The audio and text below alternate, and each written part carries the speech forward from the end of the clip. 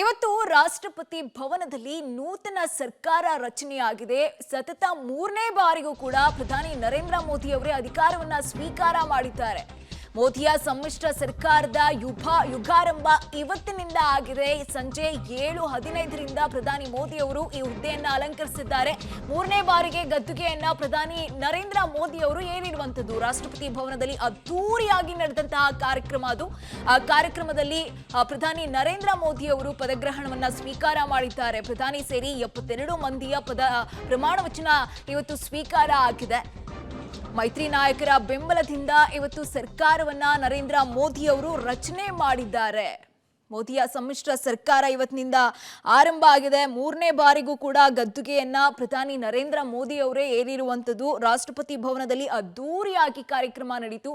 ಆ ಕಾರ್ಯಕ್ರಮದಲ್ಲಿ ಸಾಕಷ್ಟು ಜನ ಕೂಡ ಭಾಗಿಯಾಗಿದ್ರು. ಪ್ರಧಾನಿ ಮೋದಿ ಸೇರಿ 72 ಮಂದಿಯಿಂದ ಪ್ರಮಾಣ ವಚನ ಸ್ವೀಕಾರ ಕೂಡ ಆಗಿದೆ. ಇನ್ನು ಮೈತ್ರಿ ನಾಯಕರ ಬೆಂಬಲದಿಂದ ಸರ್ಕಾರ ರಚನೆ ಮಾಡಿದ್ದಾರೆ.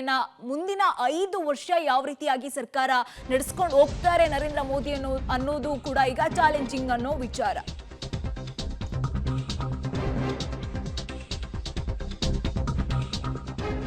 ಇವತ್ತಿನಿಂದ ಮೋದಿ ಅವರ 3.0 ದರ್ಬಾರ್ ಶುರುವಾಗಿದೆ. ಮೋದಿ ಸಂಪುಟದ ಲೆಕ್ಕಾಚಾರ ಯಾವ ರೀತಿಯಾಗಿದೆ ಅಂತ ನೋಡ್ತಾ ಹೋಗೋಣ. 30 ಕ್ಯಾಬಿನೆಟ್ ದರ್ಜೆಯನ್ನ ಕೊಡಲಾಗಿದೆ. 72 ನಾಯಕರಿಗೆ ಕ್ಯಾಬಿನೆಟ್ ಭಾಗ್ಯ ಸಿಕ್ಕಿರುವಂತದ್ದು. ಅದರಲ್ಲಿ 30 ಕ್ಯಾಬಿನೆಟ್ ದರ್ಜೆ, 5 ಸ್ವತಂತ್ರ ಖಾತೆ, 36 ರಾಜ್ಯ ಸಚಿವರು ಇರುವಂತದ್ದು. ಇನ್ನೊಂದು 11 ಪಕ್ಷಗಳ 24 ರಾಜ್ಯಗಳ 72 ನಾಯಕರಿಗೆ ಕ್ಯಾಬಿನೆಟ್ ಭಾಗ್ಯ ಸಿಕ್ಕಿದೆ. ಮೋದಿ ಅವರು ಸೇರಿ 72 ಮಂದಿಗೆ ಇವತ್ತು ಕ್ಯಾಬಿನೆಟ್ ಸ್ಥಾನ ಸಿಕ್ಕಿರುವಂತದ್ದು. ಅದರಲ್ಲಿ 30 ಕ್ಯಾಬಿನೆಟ್ ದರ್ಜೆ ಸಚಿವರೇ ಇದ್ದಾರೆ. ಇನ್ನ 36 ರಾಜ್ಯ ದರ್ಜೆ ಸಚಿವರಿದ್ರೆ ಇನ್ನು 5 ಸ್ವತಂತ್ರ ದರ್ಜೆ ಸಚಿವರು ಕೂಡ ಇದ್ದಾರೆ. ಇವರೆಲ್ಲರನ್ನ ಒಟ್ಟು ಮಾಡಿದ್ರೆ 72 ಜನ ಆಗ್ತಾರೆ. ಇನ್ನು 43 ಸಂಸದರು 3ಕ್ಕಿಂತ ಹೆಚ್ಚು ಬಾರಿ ಆಯ್ಕೆಯಾಗಿರುವಂತದ್ದು.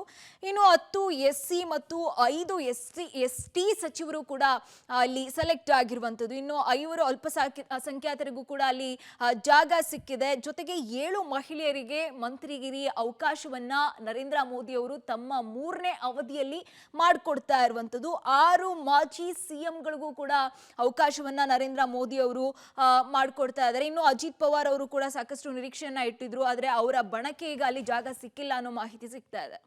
ಇನ್ನು ಕರ್ನಾಟಕಕ್ಕೂ ಕೂಡ ಮೋದಿ ಅವರ 3ನೇ ಅವಧಿಯಲ್ಲಿ ಬಂಪರ್ ಗಿಫ್ಟ್ ಸಿಕ್ಕಿದೆ. ಯಾಕೆಂದ್ರೆ 4+1 ಸ್ಥಾನ ಕರ್ನಾಟಕಕ್ಕೆ ಸಿಕ್ಕಿರುವಂತದ್ದು. ಮೋದಿ ಅವರ 3ನೇ ಯುಗಾರಂಭದಲ್ಲಿ ಕರ್ನಾಟಕಕ್ಕೆ ಬಂಪರ್ ಆಫರ್ ಅಂತಾನೆ ಹೇಳ್ಬೋದು. ಮೋದಿ ಕ್ಯಾಬಿನೆಟ್ ನಲ್ಲಿ ಕರ್ನಾಟಕಕ್ಕೆ ಒಂದು ರೀತಿಯಾಗಿ ಬಂಪರ್ ಸಿಕ್ಕಿದೆ. ಕಳೆದ ಬಾರಿ 3 ಸ್ಥಾನಗಳನ್ನ ಕೊಡಲಾಗಿತ್ತು. ಆದ್ರೆ ಈ ಬಾರಿ 4+1 ಸ್ಥಾನ ಕರ್ನಾಟಕಕ್ಕೆ ಸಿಕ್ಕಿರುವಂತದ್ದು. ಪ್ರಹ್ಲಾದ್ ಜೋಶಿ HDK ಸಂಪುಟ ದರ್ಜೆಯನ್ನ ಸ್ವೀಕಾರ ಮಾಡಿದ್ದಾರೆ. ಇನ್ನು ಶೋಭಾ ಕರಂದ್ಲಾಜೆ, ವಿ ಸೋಮಣ್ಣ ಅವ್ರಿಗೂ ಕೂಡ ಖಾತೆ ಹಂಚಿಕೆ ಆಗಿದೆ. ಇವತ್ತು ಕೂಡ ಅವರೆಲ್ಲರೂ ಕೂಡ ಇವತ್ತು ಪ್ರಮಾಣ ವಚನವನ್ನ ಸ್ವೀಕಾರ ಮಾಡಿದ್ರು. ಆದ್ರೆ ಯಾವ ಖಾತೆ ಸಿಗುತ್ತೆ ಅನ್ನೋ ನಿಟ್ಟಿನಲ್ಲಿ ಇನ್ನೂ ಕೂಡ ಚರ್ಚೆ ಆಗ್ತಾ ಇದೆ. ಚರ್ಚೆ ಆಗಿದ್ರು, ಡಿಸೈಡ್ ಆಗಿದ್ರು ಕೂಡ ಆದ್ರೆ ರಿವೀಲ್ ಆಗಿಲ್ಲ. ಯಾವಾಗ ರಿವೀಲ್ ಆಗುತ್ತೆ ಅನ್ನೋದನ್ನು ಕೂಡ ನಾವು ಕಾದು ನೋಡ್ಬೇಕಾಗುತ್ತೆ. ಆದ್ರೆ ಇಲ್ಲಿ ಖುಷಿ ವಿಚಾರ ಏನು ಅಂದ್ರೆ ಕರ್ನಾಟಕಕ್ಕೆ 4+1 ಸ್ಥಾನ ಕೊಟ್ಟಿರುವಂತದ್ದು ಇಲ್ಲಿ ಒಂದು ರೀತಿಯಾಗಿ ಗಮನಾರ್ಹ ವಿಚಾರ.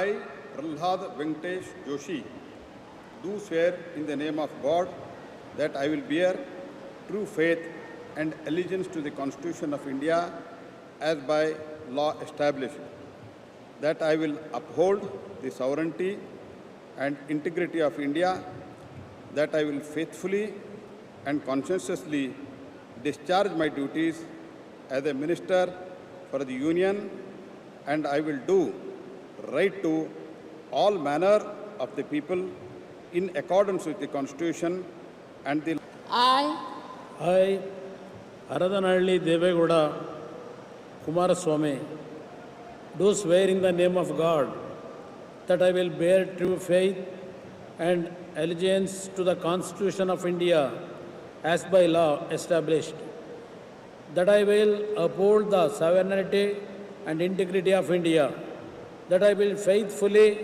and conscientiously discharge my duties as a minister for the Union, and that I will do right to all manner of people in accordance with I, V. Somanna, do swear in the name of God that I will bear true faith and allegiance to the Constitution of India as by law established, that I will uphold the sovereignty and integrity of India, that I will faithful and consistently discharge my duty as a Minister of State for the Union, and that I will do.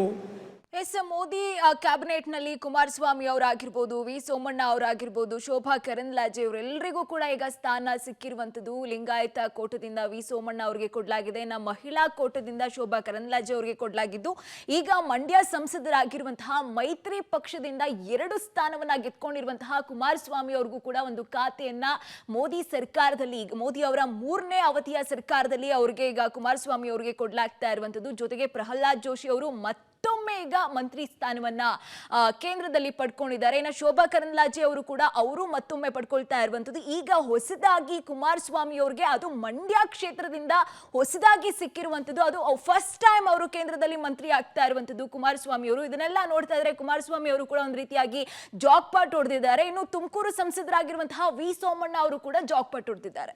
ಇನ್ನು ಕರ್ನಾಟಕದ ಹಳೆ ಮೈಸೂರಿಗೂ ಕೂಡ bumper offer ಸಿಕ್ಕಿದೆ. ಯಾಕೆಂದ್ರೆ ಪ್ರಹ್ಲಾದ್ ಜೋಶಿ ಅವರಾಗಿರ್ಬೋದು, ಇವರೆಲ್ಲರನ್ನ ಸೇರಿಸಿ 3 ಕೇಂದ್ರ ಸಚಿವ ಭಾಗ್ಯ ಸಿಕ್ಕಿದೆ. ಮೋದಿ 3.0 ಸಂಪುಟದಲ್ಲಿ ಹಳೆ ಮೈಸೂರಿಗೆ ಬಂಪರ್ ಆಫರ್. ಹಳೆ ಮೈಸೂರಿನ 3 ಕೇಂದ್ರ ಸಚಿವ ಭಾಗ್ಯ ಸಿಕ್ಕಿರುವಂಥದ್ದು. ಮಂಡ್ಯ ಸಂಸದ ಕುಮಾರಸ್ವಾಮಿ, ತುಮಕೂರು ಸಂಸದರಾಗಿರುವಂತಹ ವಿ ಸೋಮಣ್ಣ, ಜೊತೆಗೆ ಶೋಭಾ ಕರಂದ್ಲಾಜೆ ಆಗಿರ್ಬೋದು, ಇವರು ಕೂಡ ಬೆಂಗಳೂರು ಉತ್ತರದಿಂದ ವಿನ್ ಆಗಿದ್ರು, ಸಾಕಷ್ಟು ಅಂತರದಿಂದ ವಿನ್ ಆಗಿದ್ರು, ಇವ್ರಿಗೂ ಕೂಡ ಸಿಕ್ಕಿದೆ. ಇನ್ನು ಕಿತ್ತೂರು ಕರ್ನಾಟಕಕ್ಕೆ ಸಚಿವ ಸ್ಥಾನ ಸಿಕ್ಕಿದೆ. ಜೋಶಿ ಅವರು ಅಗೇನ್ ಮಂತ್ರಿ ಆಗ್ತಾ ಇರುವಂತಹ ಭಾಗ್ಯವನ್ನ ಪಡ್ಕೊಂಡಿದ್ದಾರೆ. ಸಾಕಷ್ಟು ನಿರೀಕ್ಷೆಯನ್ನ ಇವರು ಇಟ್ಕೊಂಡಿದ್ರು. ಇದೇ ನಿಟ್ಟಿನಲ್ಲಿ ಈಗ ಅವ್ರಿಗೂ ಕೂಡ ಅಗೇನ್ ಸಿಗ್ತಾ ಇರುವಂತದ್ದು. ಯಾರಿಗೆ ಅಂತಂದ್ರೆ ಪ್ರಹ್ಲಾದ್ ಜೋಶಿ ಅವ್ರಿಗೆ ಒಂದು ರೀತಿಯಾಗಿ ಹಳೆ ಮೈಸೂರಿನಲ್ಲಿ ಈಗ ಬಂಪರ್ ಆಫರ್ ಅಂತ ಹೇಳ್ಬೋದು. ಇವರೆಲ್ಲರಿಗೂ ಕೂಡ ಈಗ ಮಂತ್ರಿ ಸ್ಥಾನ ಸಿಕ್ಕಿದೆ. ಸಚಿವ ಪದಗ್ರಹಣವನ್ನ ಸ್ವೀಕಾರ ಮಾಡಿದ್ದಾರೆ. ಎಲ್ಲರೂ ಅವರ ಫ್ಯಾನ್ಸ್ ಆಗಿರ್ಬೋದು, ಅಭಿಮಾನಿಗಳಾಗಿರ್ಬೋದು, ವೋಟ್ ಹಾಕಿರೋರು ಎಲ್ಲರೂ ಕೂಡ ಈಗ ಸಂತಸವನ್ನ ವ್ಯಕ್ತಪಡಿಸ್ತಾ ಇರುವಂಥದ್ದು. ಸಂಜೆ ಆದಮೇಲೆ ಈ ಗೋಧೋಳಿ ಶುಭಗಳಿಗೆ ಬಂತಲ್ವಾ, ಆ ಗಳಿಗೆಯಲ್ಲಿ ಎಲ್ಲರೂ ಕೂಡ ಇವತ್ತು ಪ್ರಮಾಣ ವಚನವನ್ನ ಸ್ವೀಕಾರ ಮಾಡಿದ್ದಾರೆ. ಎಲ್ಲರೂ ಕಾಯ್ತಾ ಇದ್ರು ಯಾವಾಗ ನಾವು ಪ್ರಮಾಣ ವಚನವನ್ನ ಸ್ವೀಕಾರ ಮಾಡ್ತೀವಿ ಅಂತ. ನಿನ್ನೆಯಿಂದಾನೇ ಕೂಡ ದೆಹಲಿಯತ್ತ ಮುಖ ಮಾಡಿದ್ರು.